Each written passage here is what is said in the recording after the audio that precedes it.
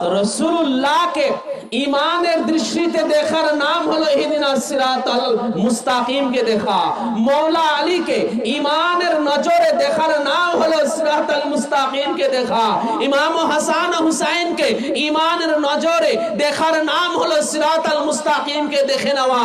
আল হাসানি আল Husaini জানশীন descendant বংশধর বড় পীর শাহেনশাহ বাগদাদ আবু মুহাম্মদ মহিউদ্দিন শেখ আব্দুল কাদের জিলানী আল হাসানি আল হুসাইনি আল বাগদাদি পাককে ঈমানের দৃষ্টিতে ঈমানের নজরে মুহাব্বতের নজরে দেখার নাম হলো সিরাতাল মুস্তাকিমকে দেখে নেওয়া।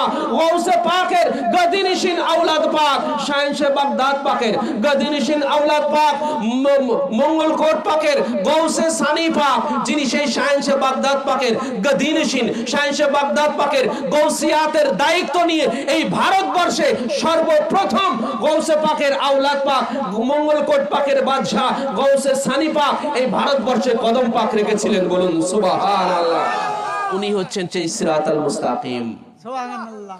রাসূলুল্লাহর বংশধর, মওলা আলীর বংশধর, শাহেনশাহ বাগদাদ পাকের গদিনিশিন বংশধর, ঠিক কিনা বলেন?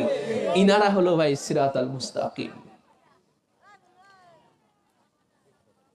ওই মঙ্গলকোট পাকের জমিনে গৌসে সানি পাককে যারা, মওলা আলীর বেটাকে যারা, গৌসে পাকের গদিনিশিন বেটাকে গৌসে সানি পাককে যারা ঈমানের নজরে ঈমানের দৃষ্টিতে দেখে নিয়েছে, তারাই সিরাতাল মুস্তাকিমকে দেখে নিয়েছে।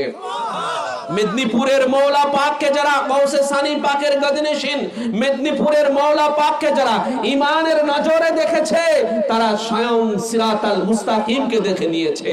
আমরা যারা বড় হুজুর পাক কিবলা ও কাবা মওলা পাকের গদিনিশিন বড় হুজুর পাক কিবলা ও কাবাকে যারা ঈমানের নজরে আমরা দেখেছি, মুহাব্বতের নজরে দেখেছি, আমরা স্বয়ং জিন্দা সিরাতাল মুস্তাকিমকে দেখে নিয়েছি।